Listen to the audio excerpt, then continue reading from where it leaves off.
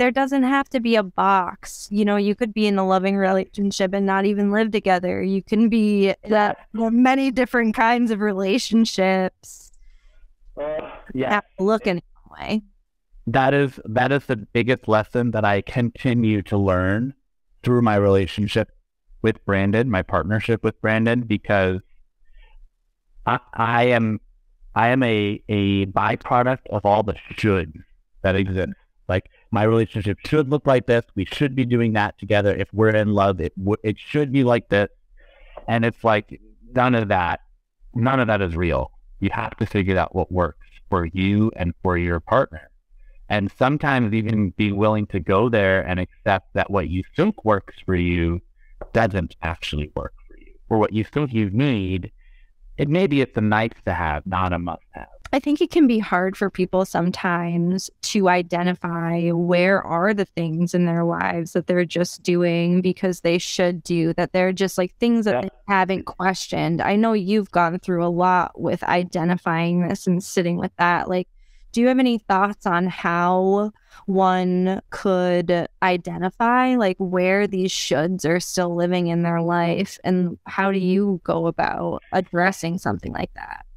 Yeah, I honestly think what it's hard. There's challenges, there's compromises to make, but it shouldn't be that hard. So if there are things in your life or in your relationship that there's just continuous friction about, it's probably not right for you.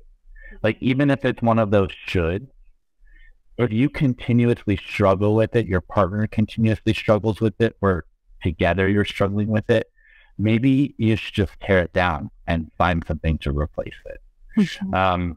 I'll give an example. It's very superficial, very basic, but it's important to me. I love being outdoors in nature. I love hiking. I love backpacking, camping, all the things. I grew up surrounded by nature. It's just very important to me, physically, spiritually, emotionally. Like, as Brandon said, it's my church. Brandon grew up in New York City and is allergic to pretty much everything in nature. Hates being in nature, hates being outside, does not hike, does not do any of those stuff. For a long time in our relationship, I was like, I don't understand.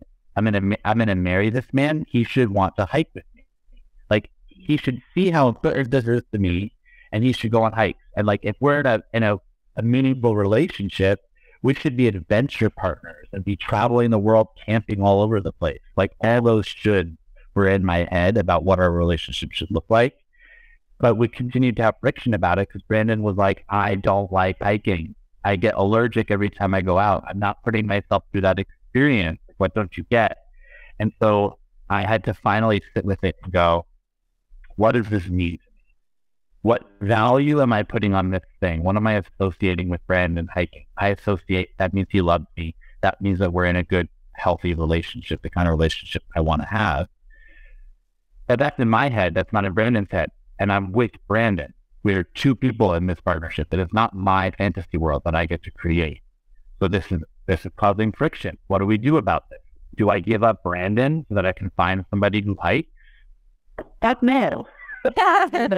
Like, Brandon is the most important person in the world to me, and he fills me up in so many different ways that have nothing to do with hiking. So I'm not going to leave him for hiking. And that's what started to make me chip away and to question these things that I think are deal breakers that aren't actually. It's just what I've like built up in my head to be a should. It speaks to a theme that I'm noticing, which is just this need to go deeper with ourselves and really get curious. Like, why do I feel the way that I do?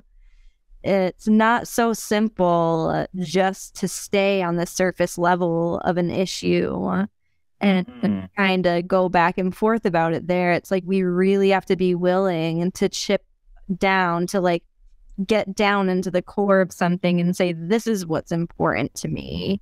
Yes. He can make you feel loved in a plethora of ways, many of which probably feel great to him. Yes. If hiking isn't it. Yes. And I think it also hits on a second should in relationships. People often fall into this trap.